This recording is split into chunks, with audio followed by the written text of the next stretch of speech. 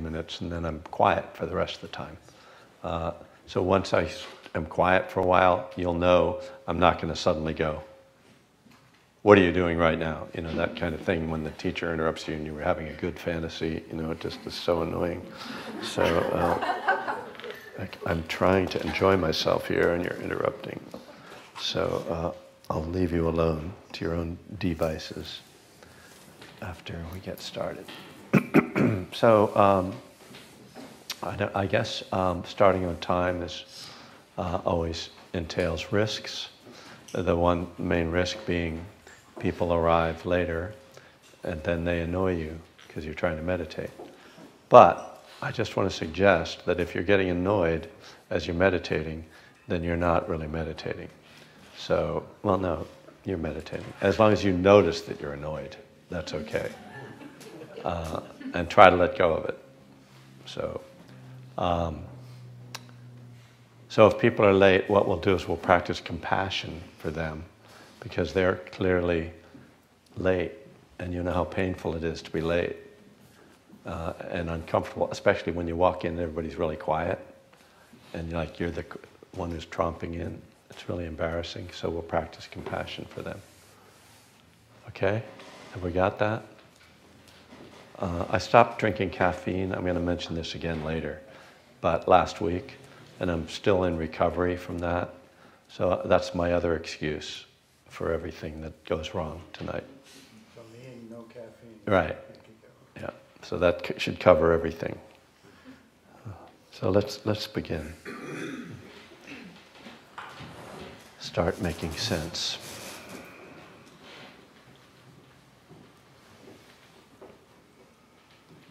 Beginning by arriving in your body, arriving in this space.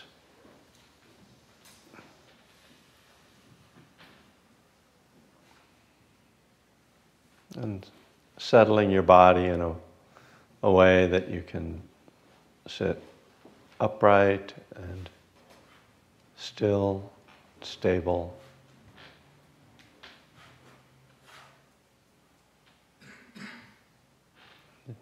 And just feeling the energy of life in your body. When we drop down into awareness of this body, we discover this whole world of sensation.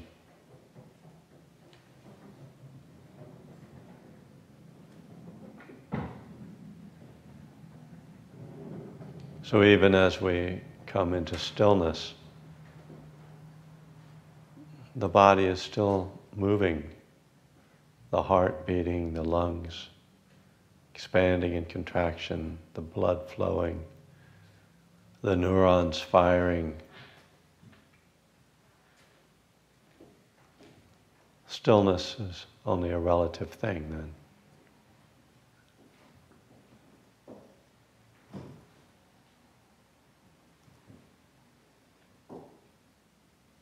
And like stepping into a quiet grove of trees and feeling the presence of life in nature,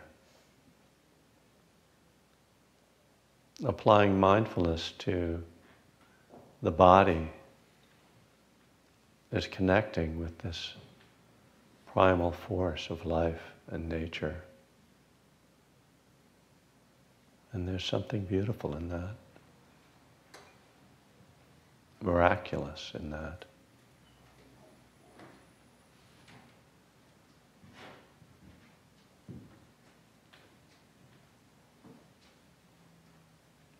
And being open as well to sounds.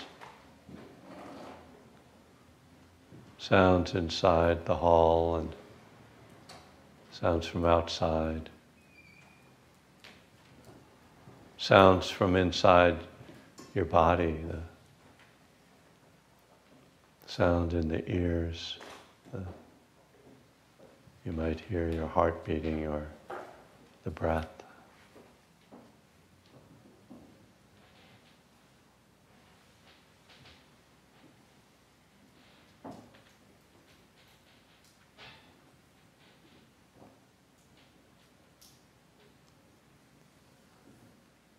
And arriving with your heart, your emotions, your mood.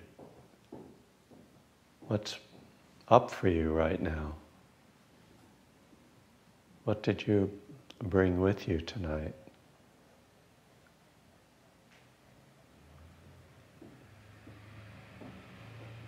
Mindfulness allows us to just be with our felt experience, not try to do anything with it, not try to figure it out or get rid of it or amplify it or process it, just to feel what we're feeling.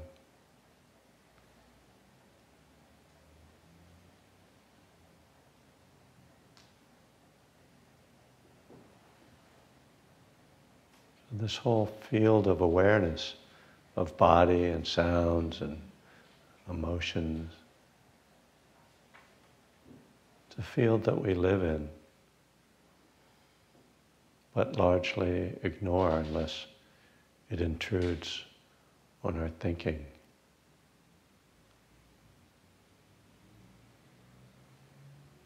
So during periods of meditation practice, we kind of flip that equation, and the thoughts lose their priority, their preference. We turn away from the thoughts and turn toward the felt experience.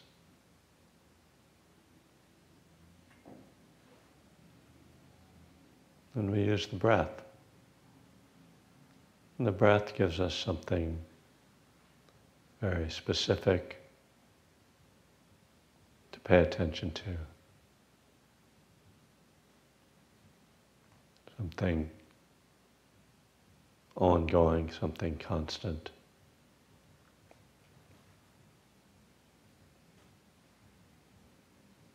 And most of the time the breath is a neutral experience, neither pleasant or unpleasant. It doesn't trigger feelings or thoughts.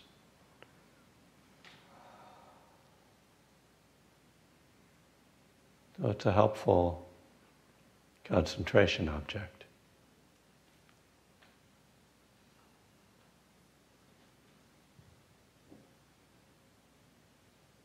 But we're not trying to suppress thought with breath.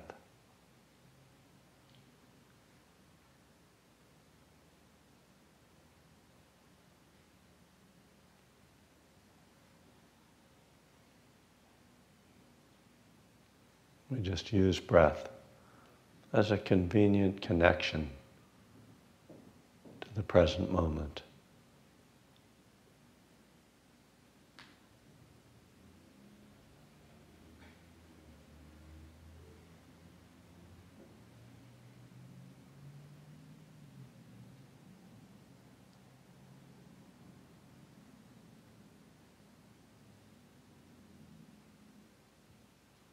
And feeling the sensations of breathing in, breathing out.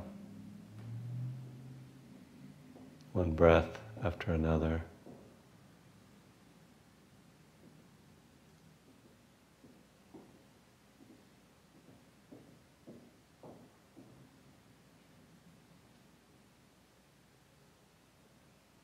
The mind wanders and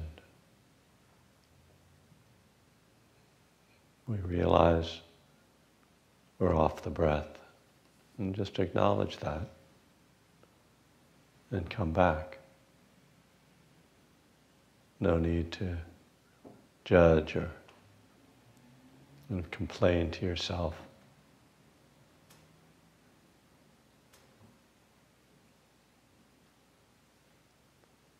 Meditation isn't a competition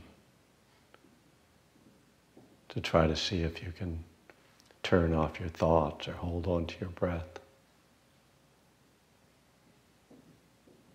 We want to bring a quality of ease, not grasping or efforting.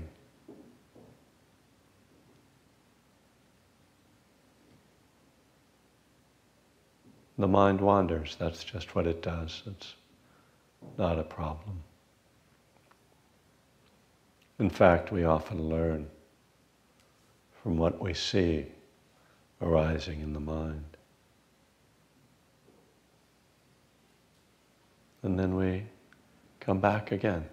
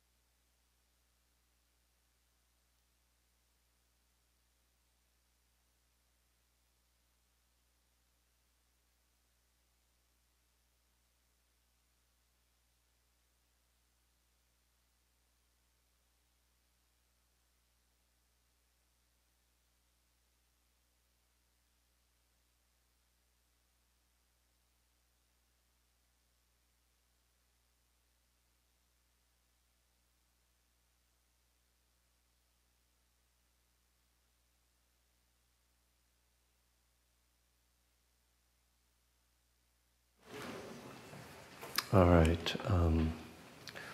Again, I am Kevin Griffin. I'm best known for my work with people in recovery. My book, One Breath at a Time, Buddhism and the 12 Steps, is my best known book. And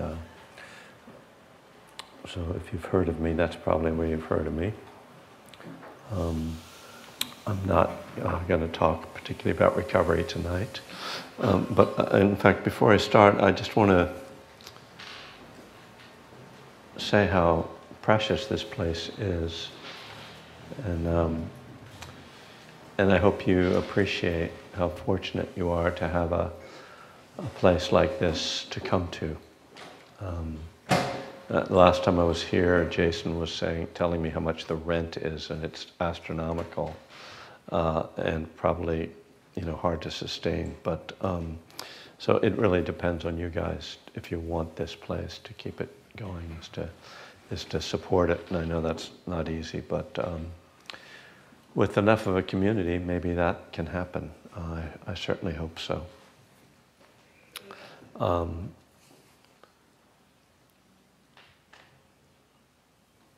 And I was going to mention, I have a new book that I'm not going to talk about tonight, but I'm going to show it to you. There's some available. It's called Living Kindness, Buddhist Teachings for a Troubled World. And as the title implies, it's kind of about bringing the practices of loving kindness and compassion into our lives in kind of in a real way, not just as something we do on a cushion. So there's a few of them over there. So I mentioned that I stopped drinking caffeine last week. And if you've ever done that, you know what a big mistake it is. But I have my reasons, and they're not spiritual. Although actually my thoughts are slower. I don't know if that's a good thing or not, but when I'm meditating, it's like I'm more relaxed. I'm not necessarily more concentrated, but it's just not as, but that's not why I did it anyway.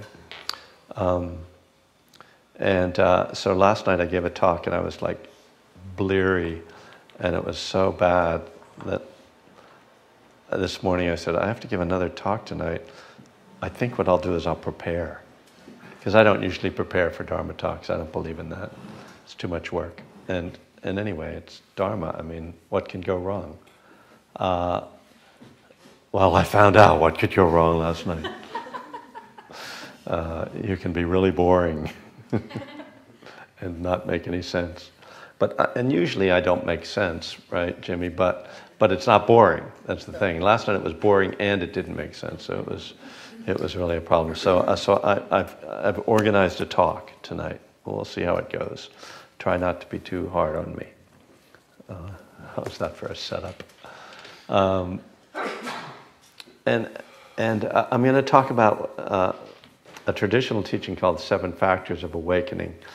And when I first started to practice, which is actually quite a while ago, 1980, 81, I first started to go on longer retreats. And one of the teachings that really inspired me was this one. And Joseph Goldstein would talk about it, and he wrote about it in his first book.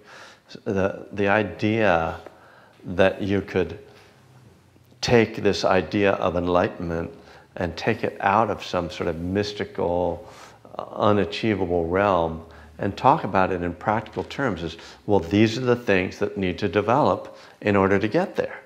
It just really amazed me and excited me, and that fact is one of the kind of reasons that I love Buddhism, because it's always so practical. It's real. It's not mystical. It's not talking about what will happen after you die or where everything came from. It's really about real life and our experience, and gives you practical tools for that. So I'm first going to just list see, I have a book that in case I forget what I was saying, I can read from this. This is a really good book, and I didn't write it, which is unusual because I wrote most of the good books. Yes. But, okay, only a few of them. But I have one fan, it's good. This is called Satipatthana, The Direct Path to Realization by Venerable Analayo.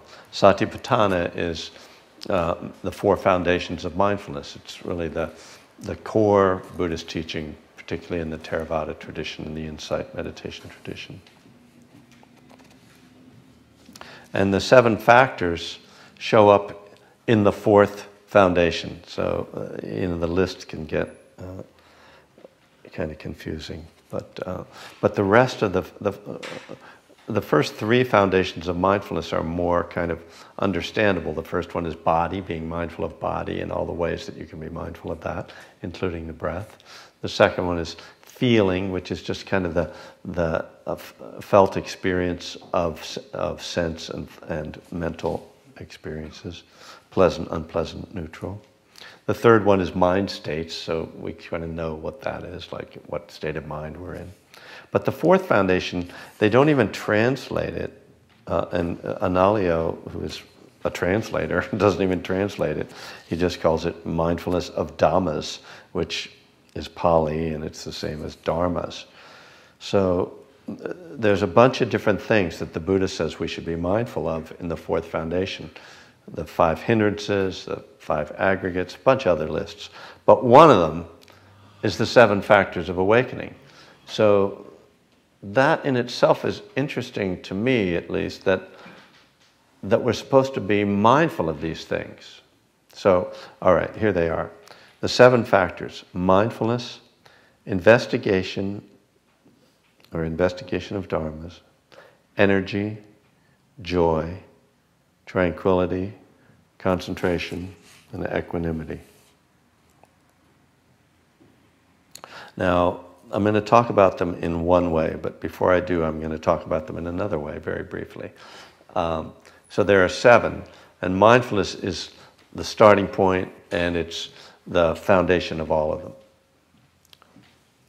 The other 6 can be divided into energizing factors and calming factors, which is sort of interesting. So there's investigation, energy, and joy are the kind of energizing factors.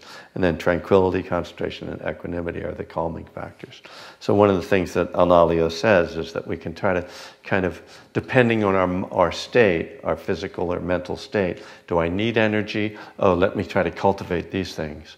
Or do I need to calm down? Oh, let me work with these things. Now, there are 2 ways to think about how these develop. One is to think of them as things that we intentionally try to cultivate. And the other is to see them as natural outgrowths of the practice. That's my preference. Trying to cultivate stuff tends to get me in trouble. It's like, oh, I want to be more joyful. Okay, how do I do that? Come on, let's be joyful. Right away, I'm kind of in this grasping mode, and grasping gets in the way of acquiring anything. So the way I see it is mindfulness kind of, if we practice mindfulness sincerely, these things will kind of unfold. And Analayo kind of implies that. He says,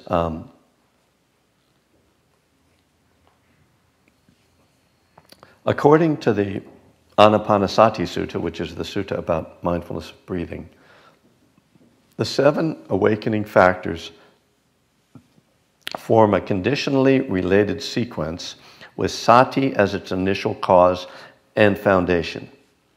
This suggests that the development of the awakening factors is a natural outcome of practicing mindfulness or practicing satipatthana. He says, let me go back over this, because of course this is very kind of scholarly language. The 7 awakening factors form a conditionally related sequence. That is to say, you can see them as going in order. They can kind of develop in order. Now, that's not strictly true. Different ones can kind of develop at different times.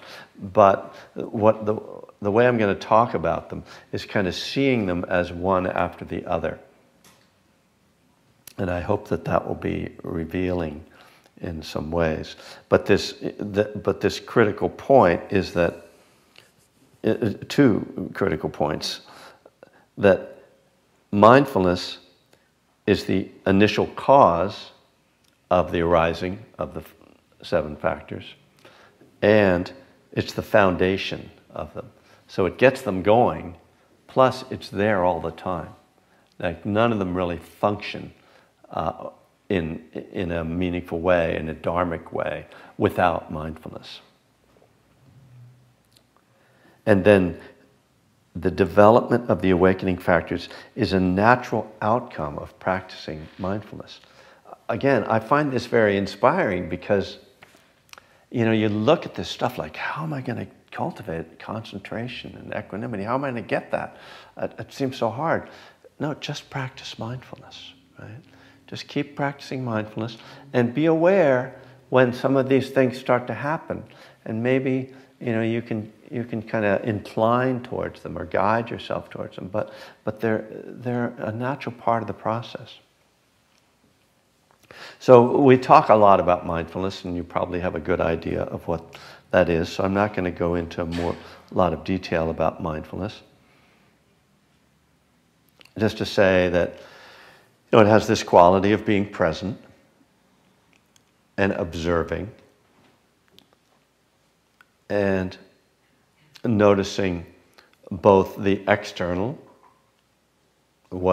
noticing the world and my interaction with it in terms of the senses, and then noticing my internal experience, how I react to the world, how I react to my thoughts, the thoughts that arise, the emotions that arise. There's this wide array of what we call life. It's pretty complicated at times. It can seem complicated. The Buddha breaks it down and makes it kind of simple when he says the only things we experience are seeing, hearing, tasting, touching, smelling, and thinking. So there's just 6 things that happen in life. I thought there was all this stuff going on. No, it was just seeing, hearing, tasting, touching, smelling, and thinking. So, okay. So here we go. We establish mindfulness. The next element of the factors, next factor, is called investigation of dharmas. He says it develops out of well-established mindfulness. Investigation. Let me talk about non-investigation. Non-investigation is sitting here and you're just feeling your breath. It's just like, I'm breathing. Okay, fine. Stuff's happening. Your mind wanders, you come back. Yeah. Okay, it's okay. It's useful to just sit here, watch the breath. But when the Buddha instructs us about mindfulness of breathing, he says, notice whether it's a long breath, a short breath. Notice the arising of the breath. Notice the subsiding of the breath, the passing of the breath. It starts to ask us to really see it as a process. So what we're looking at then, actually, we could say is impermanence. It's one of the things, the key things, right? So instead of just paying attention to the breath, we start to notice, oh, there's impermanence. Oh, is there self in there? We start to see, oh, the breath is just happening. It's not me. It's not mine. We see the unsatisfactory quality of the breath. There's never a breath where you can go, okay, good, I'm done. I don't have to breathe anymore. No, it's something that has to be ongoing. So it's these 3 factors, the 3 characteristics, impermanence, not self, suffering, dukkha, or unsatisfactoriness, are contained right in the breath. So this is, the Buddha wants us to do more than just passively sit there and feel the breath, but to really examine our experience and come to understand our experience. So, the breath maybe isn't the best example of that. So how about when an emotion arises? Oh, what happens with that? How do I handle that? Oh, I start to notice that I start to think when I'm having an emotion, and I try to figure out my emotions. What happens when I start thinking about my emotions? Oh, I start having other emotions, and then I get in this cycle. And if I'm watching that, I realize, oh, this is, I'm creating this problem for myself through this way I'm relating to my experience. And so that's by observing it and investigating it. Not just going, oh, there's thinking, oh, there's a feeling, oh, there's breathing. No, like, what's the interconnection? What's going on? Why am I doing this anyway, right? Why am I meditating, sitting here doing nothing with my eyes closed with a bunch of people on a Monday night? Why am I doing that? I'm doing it to try to learn something. And through that learning, to become free of the things that trap me, that cause dukkha, that cause suffering. So investigation is key to that. So on a more simple or basic level, when I'm meditating and I find that I'm kind of not getting very concentrated, I'm just kind of sitting there and I'm kind of drifting. One of the ways to increase concentration is to increase my focus on a specific element of the breath. So instead of just saying, oh, in, out, start to pay attention to, oh, the initial feeling of the breath, the in-streaming of the breath, the end of the in-breath, if there's a space between the in-breath and the out-breath, and the beginning of the out-breath, then the outstreaming of the breath, and the end of the out-breath, and then the space in between, right? We start to break it down and get much more detailed.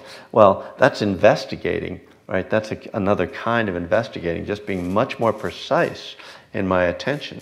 And you can see how that would naturally deepen concentration, which we will get to, since it's the sixth factor. So, as we become engaged, because that's what investigation really is, and it's engagement. I also talk about it just as curiosity.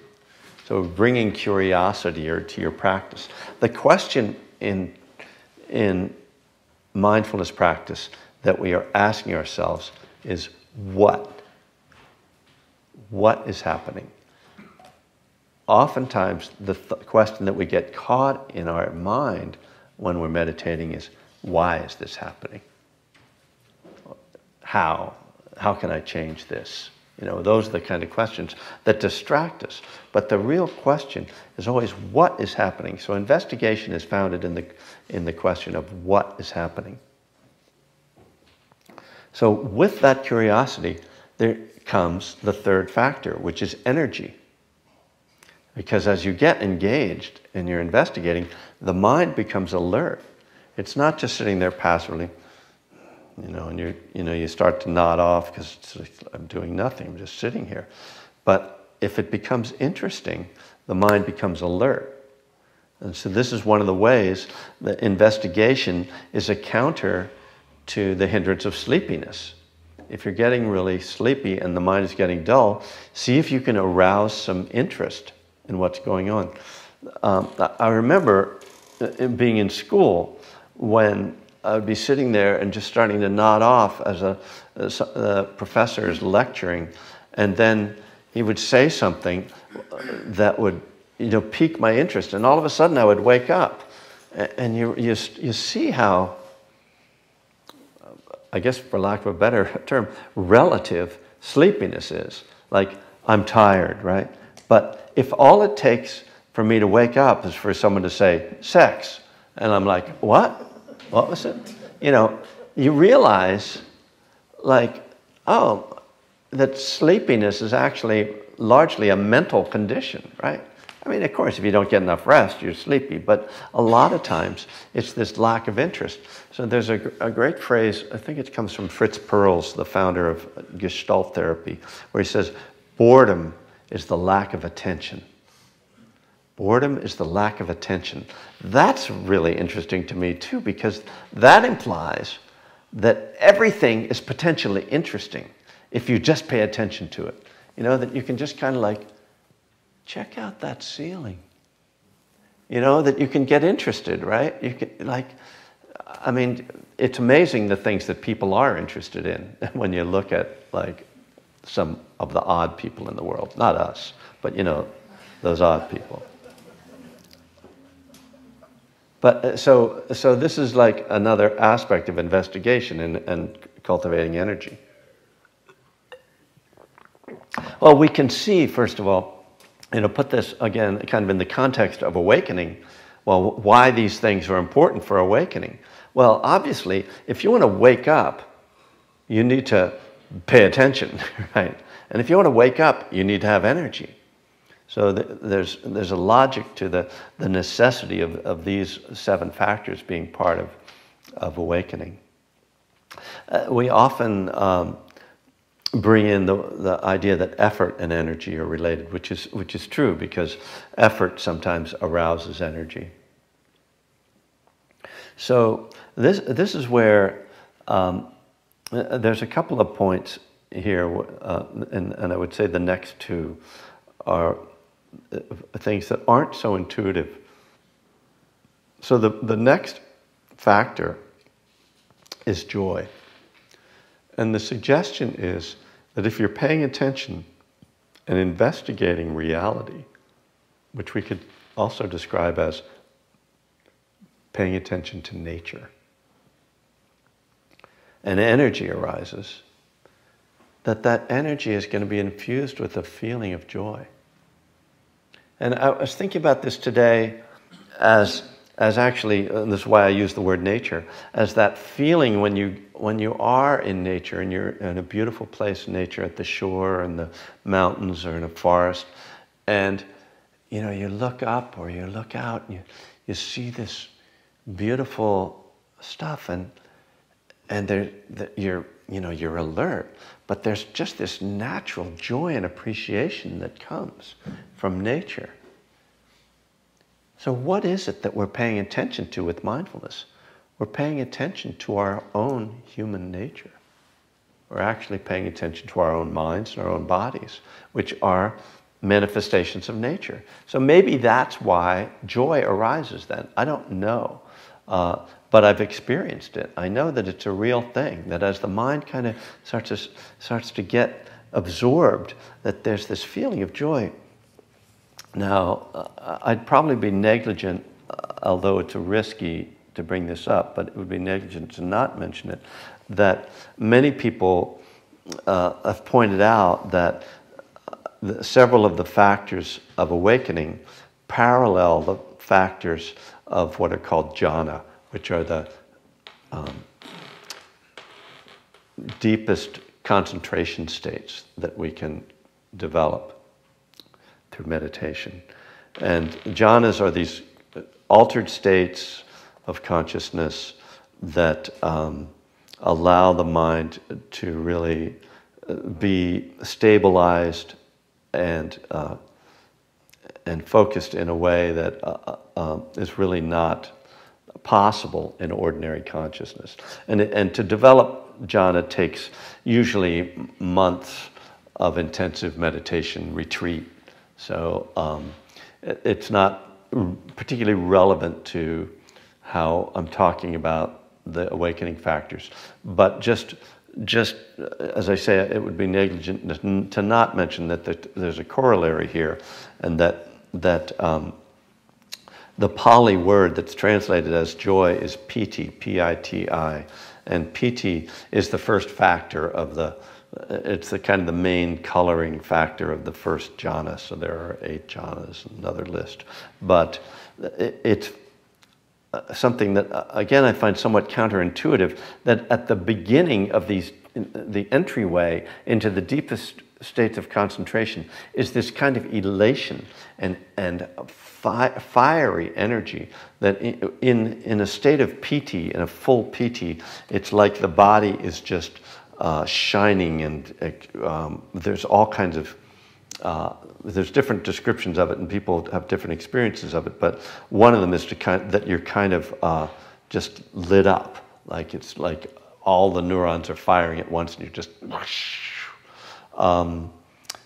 And and it's really it surprised me when I first encountered this, and I had I didn't have experiences that intense, but I've had a lot of similar experiences, that I didn't know what to do with that when it first happened to me, because it arose out of my practice, right? I did mindfulness and I was investigating and had energy, and I started to have these jolts of kind of stuff that I didn't know what to do with, and it took several years before I encountered a teacher who said, oh, that's the beginning of getting into jhana, and what you do is that you take it to this other place of actually calming, which seemed really counterintuitive. I thought, oh, I'm lifting off, like the next stage is going to be levitating or something, right? That's kind of how it feels. And in fact, when people think that they're levitating in meditation, that's what's happening. They're having this PT experience.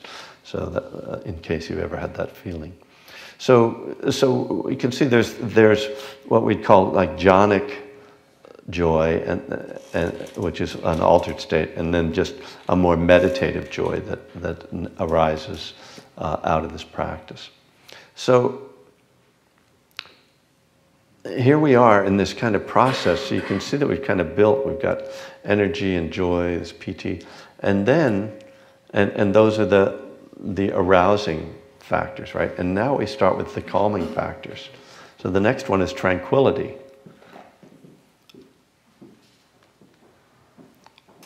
So maybe to understand this, are you hearing a little feedback? No, I'm just catching a little bit. I could hum the note, but sorry. If you think about how you feel just ordinarily when you get energy and you're kind of in a joyful place, and it's kind of like, oh, great, let's just settle back, let's kind of light a fire, make some tea, and relax now. Like, I'm really kind of happy and joyful. But I'm not, in a rah-rah kind of joy. I'm like, oh, let me just kind of breathe and settle with this. And this is what happens as well in the jhanas, that you start out with this high energy and then you start to settle. And, this is where I think most of us are kind of trying to get to with our meditation, is tranquility, right? I mean, most of us, I think, come to meditation to some degree because we feel the agitation of life, and we would really like to have a feeling of just being relaxed, just being calm.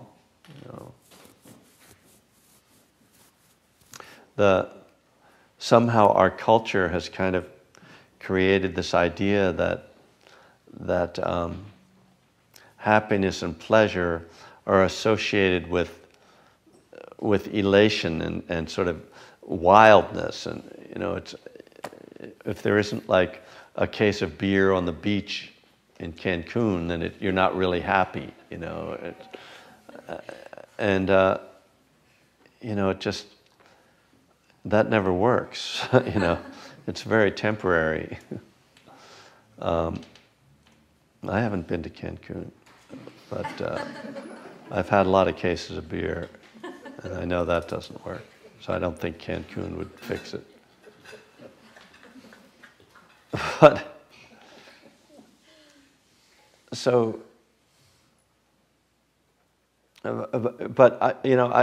I think in a way I have to kind of go back to this idea that there's this natural unfolding, that at this point it doesn't follow that much logic for me. It's like, oh, like investigating, joy, oh, no, tranquility. It's just what happens if you sit long enough. If you practice mindfulness, you go through these things, and things start to settle.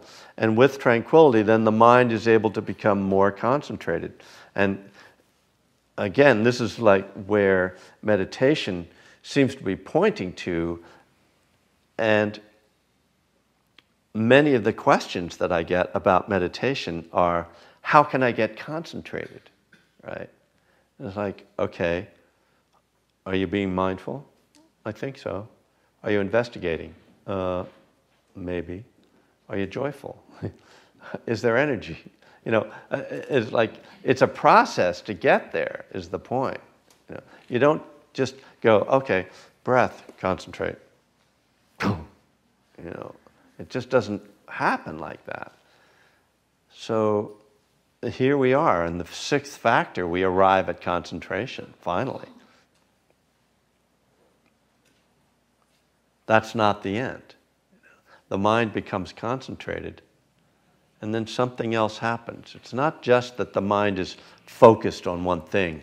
And this word samadhi that we translate as concentration, it really doesn't mean concentration in the kind of Western sense of just, I'm just zeroing in on this one thing and nothing else is in my mind. It just, nothing is happening. It's possible to get to that kind of place, but that's not really the point of mindfulness. Concentration in mindfulness is more being present with the changing flow of experience. It's not that things stop changing. It's that my mind isn't distracted by those changes. It's just watching things come and go. And internally, the experience is peaceful, pleasant. There's some joy there, some tranquility. But we drop into this place of stability, and at this point we actually start to have much more control over our own mind. The term the Buddha uses is wieldy, one of these sort of typical words that the translators of the Pali Canon use, that like wieldy. The only familiarity I have with that word is the term unwieldy. Okay? That's a common word. It's unwieldy. It's like you're trying to carry a 20-foot length of 2x4 on your shoulder, and it's unwieldy. It's like this, right? Like it. But something that's wieldy is something that I can hold it, I can control it, I can move it as I want to. It's wieldy. So think about if you could get your mind to a place where it was wieldy. Because aren't our minds mostly unwieldy? So we get to this place where, interestingly, we can make more effort without disturbing the mind. Now, this is one of the kind of paradoxes of practice. When you are not really settled in an ordinary state of mind, you sit down to meditate, you come into against the stream, okay, pay attention to your breath, the mind starts wandering. Now, if you start going, okay, I'm going to stay with the breath, I'm not going to let it wander, you really start, striving, what you accomplish is usually more agitation and more stress. Your body will get tight, you're like, oh, or you get angry with yourself because it's not working. So you get you're trying to control something that you don't have any control over because it's unwieldy. When the mind gets quiet, when you get to tranquility and then concentration, you can actually go in there and make effort because there's no ego involved. As with tranquility and concentration, what quiets down is I. At that point, there are very few thoughts that have I in them. And just for the rest of the time, notice how many times your thoughts have I, me, or mine in them, or at least implied. So when there's no I in there, but there's just right effort, boy, it's really interesting. It surprised me when I discovered that, and I only discovered it on like a month-long retreat. I was like, wow, I'm making a lot of effort, but I'm not getting agitated. I'm getting more focused. And I think this is one of the problems with the Buddhist text, that the Buddha a lot of times is talking to these guys, and they are mostly guys, I'm sorry to say, who are monks who've been practicing a whole lot. And he's saying, do this, and do this. And then we read this in our daily lives, where we're not focused like that, we haven't been meditating in the forest for 3 months, you know. We just came from work, you know. And we try to take this, oh, I'm supposed to make an effort. Okay, I'll make an effort. And it doesn't work like that when you're all agitated. So we get to this point of concentration. And the next element then, the seventh factor, is equanimity. So equanimity shows up in a bunch of places in the teachings. And it's in several places. It's the last one in the list. You know, it's the fourth of the Brahma Viharas. It's the seventh factor of awakening. It's the fourth of the 4 jhanas. So it's clearly this kind of pinnacle. And so equanimity, it's translation of the word upekkha. Again, a word that doesn't carry that much meaning. You know, I mean, I think it carries a lot of meaning, but I'm not sure that the meaning is really that clear when we talk about it in terms of a mind state. That equanimity, first of all, is a state in which we are undisturbed by the pleasant or unpleasant nature of an experience. So, right away, you know, you're sitting here meditating, somebody stomps in mindlessly, and it doesn't bother you. You know, you're sitting here meditating, and a rush of joy and bliss comes over you, and you're not attached to it. You just are present with it. Now, we have to be careful because equanimity can start to sound like a bland state. But actually, equanimity, or the state of peace, is what the Buddha defined as the highest form of happiness. Well, what does he call suffering? He says suffering is when you're clinging to something, or when you want things to be different from the way they are. And in the state of equanimity, there is no wish for anything to be different from the way it is. You're totally present, you're totally accepting, and you're undisturbed by anything.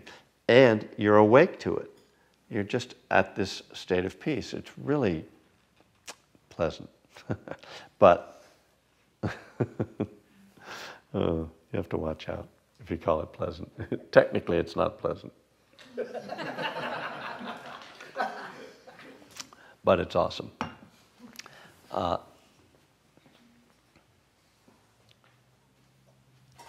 So, from this place, when all these factors, let me just say, this is purely information that I have acquired, not through experience, what I'm going to say next. This is what they say in the texts. That when all of these 7 factors have ripened to maturity, then you are ready to have this breakthrough into what we call awakening or enlightenment. I can't say much more about it.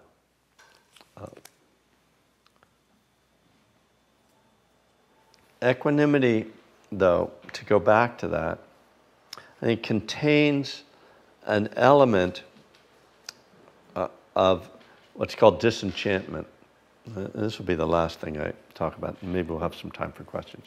So disenchantment, another of these terms that doesn't sound that appealing, but the idea of disenchantment is that the world puts us under a spell. And that spell makes us believe that if we get more things, have more pleasurable experiences, get rid of all the things we don't like, that once we get all that stuff together, that then we will be happy, that then we will be fixed, that then we will attain the end of our problems. So that's the enchantment, or that's the spell we are under. And we live our lives as though under that spell. You know, give me more food, give me more cars, give me more sex. You know, get more and more and more. And get rid of, I need this, that's not, I'm tired, I want to go to bed, I'm too, you know, I'm excited, I got to run. I just always stuff, doing, chasing. It's so exhausting. You guys are young. Believe me, when you get to my age, it's exhausting. Disenchantment, the spell is broken. Oh, I don't need any of that stuff. I don't need to get rid of that stuff. It's really okay just the way it is. Nothing needs to change. That's freedom, okay? That's awakening. Is that I don't have to rearrange the world. I don't have to rearrange myself or my life or you. I don't have to get my meditation better. You know, the spell is broken. The disenchantment. I love that idea of the spell, that we're under a spell. And so this equanimity, because there is this quality of absolute peace and unperturbability, we see that we don't need anything. That's what allows us to break the spell, because we're there and we're like, oh, everything is, I mean, I don't generally like to use this phrase, but in this situation it works. Everything is perfect the way it is. I'd rather say everything is okay the way it is. Nothing needs to change. Think about how that would be, you know, that nothing needed to change, you know, because it's like, well, nothing really, well, maybe if I just sat up a little straighter, that'd be a little, okay, now nothing needs to change. Well, I don't know. I mean, what time is it, you know? Kind of, do I want some dessert? No. No, I don't need that. Nothing needs to change. Everything is fine the way it is. I wonder if there's anything good on Netflix. Like, kind of tired of all this shit. No, wait, no, everything is fine the way it is. Nothing needs to change. You know, it's just, it's not easy to even imagine being in that place. So,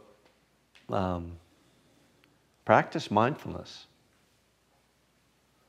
And the other thing that we are meant to do then with these factors is to notice when they are around, when they're arising. So this is what I'll leave you with in terms of your practice. Notice, you know, see if you can find somewhere the 7 factors. If you have a Buddhist book somewhere, you know, a lot of them have them. Notice which ones are already pretty strong for you and which ones are not really strong. And maybe if there's some you don't really understand, kind of read up on them. And make it a regular part of your practice to kind of check in, like, where am I with these factors? Like, is there joy in my practice? Am I investigating? Is there tranquility? You know, just kind of check in with them and see where you are with them. You don't have to do anything. Oh, I need to do more. Although sometimes, particularly with investigation, that's one that I find I can encourage. Some of the others, joy and tranquility, they seem to just come they either come or they don't. Investigation is a good one to kind of cultivate. But, you know, just to be mindful of like, well, how is my practice? Because it can be actually really inspiring to see, oh, you know, I've really got a lot of tranquility right now, or my concentration's pretty good, or I feel pretty equanimous. You know, just to notice how your practice is. It's a good kind of inventory, we'd call it in the 12-step world. So that does leave a few minutes. Oh, well, there you go. I just want to share my experience with concentration practice. Yeah. I sit with a teacher every morning for about 3 years now, and we do we do 10 minutes of concentration practice, and then 15 minutes of insight practice every other day, and then metta on the other days. Uh-huh. And when we first started, he said, for the concentration, we'll do a counting. We shift the counting. You know, we count the out breaths, 1 to 10, 1 to 5, 1 to 8, so it changes. Mm-hmm, you know? right. And he's like, you have good concentration if you could do this for 10 minutes. Mm-hmm. And I was like, oh, that should be no problem. Right. And yeah. And then it took me a really long time to be able, just in the last, I would say 4 months, did I get to 10 minutes of 2.5 years of, right. And then very quickly, I was like doing it for 25 minutes. Uh-huh, wow. And it was really, to notice, once I hit 25 minutes, I was like, wow, that was deep concentration. Yeah. Right? But it definitely took that long to get there. But, you know, it's a practice I don't think I would have done on my own. Yeah.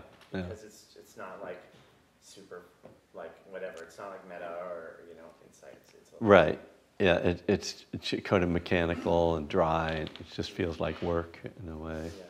But yeah, it is really helpful to devote a certain amount of time to just a formal concentration practice on a regular basis. Absolutely, that's great. And I do think, you know, that the mind becomes trained, and we're, you know, learning about the neural pathways, and you know, you start to connect them. And in a way, it's not that surprising to me that once you kind of had that breakthrough, that you were able to sustain it, because I think that maybe two things happened. One is that neural pathway was really established but the other is that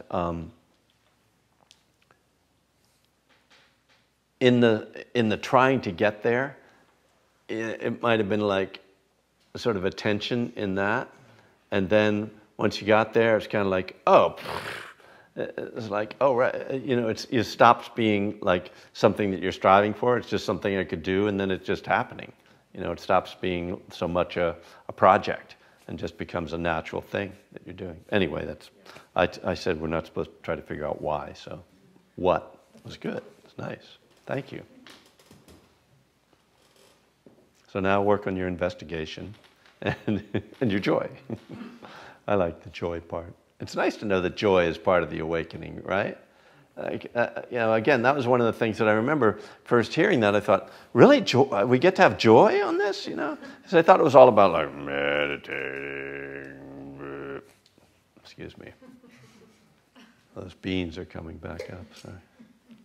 No, that was a joke. Nothing came up. Other question? Comment? Well, maybe we should have announcements, and then we'll do a little close in. Some announcements.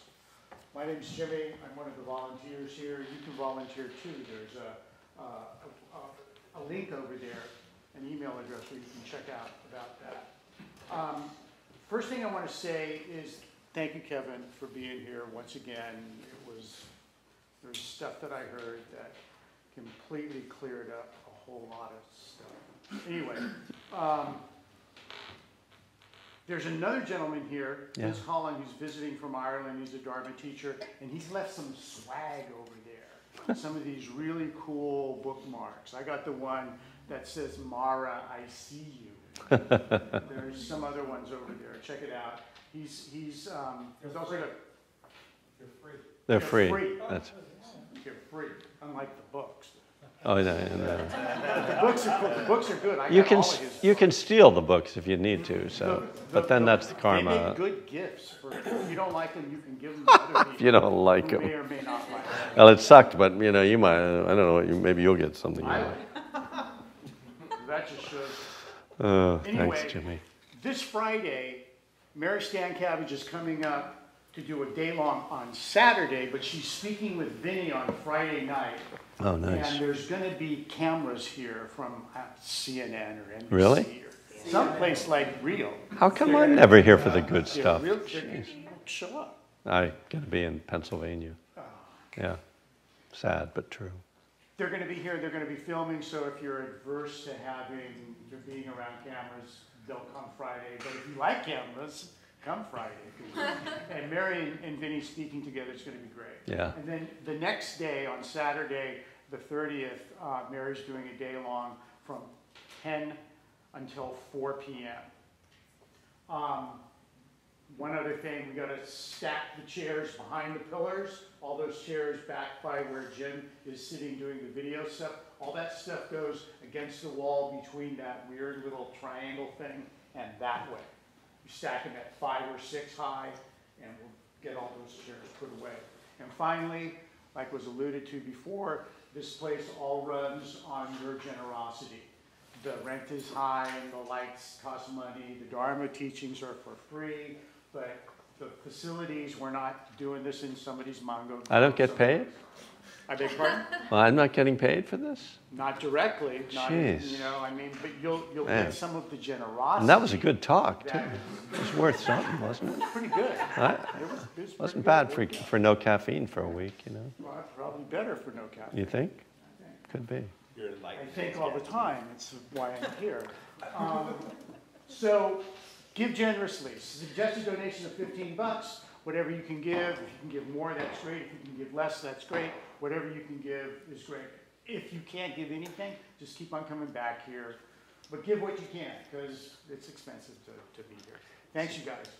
Thanks, Jimmy. Actually, I always say the suggested donation is $10,000, but if you don't have that, you can give something else. I wanted to say some more about Vince. Vince is a friend and as Jimmy said, Dharma teacher. He works a lot with people in recovery, as I do. He puts on Hungry Ghost retreats, if you're familiar with that teaching. And he's also building a Dharma center in Ireland called Nalagiri House, if he can ever get the permits. And it's in Tipperary. Tipperary, yeah. That's the county. It is Tipperary. And what's the town? Carrickahorrick. Yeah. Anyway, it's in Tipperary. Those Irish names are crazy. Actually, I'm teaching at ITS in Santa Monica on Sunday. Oh, you are? Right. Against the stream in Santa Monica, so catch a Southwest flight down and tell your friends, or if you're going to be there. And you're going to be in San Diego on Friday. This guy gets around. Beautiful. Vince also takes people to a monastery in Thailand to detox. Tom Kerbach, they detox addicts. And yeah, it's pretty cool. You know, that issue of Inquiring Mind, by the way, Inquiring Mind, the Buddhist magazine that went out of business a couple years ago, they are now putting it all online. So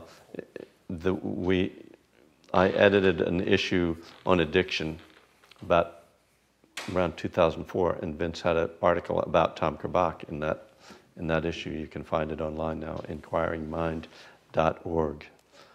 So, let's close with a little reflection.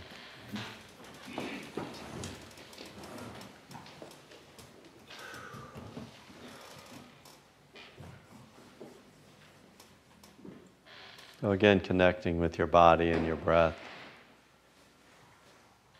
Just taking a moment of appreciation for this community, the people you're sharing this space with. Having like-minded companions on the path is vital.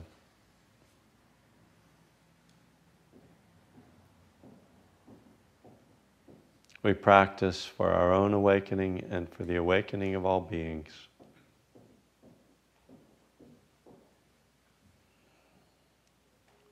Right now, our world needs love, needs compassion, needs wisdom. To any degree that we can bring that into the world, may it be of benefit. May our practice together help to heal the world, to heal ourselves, and to free all beings. May all beings be free from suffering.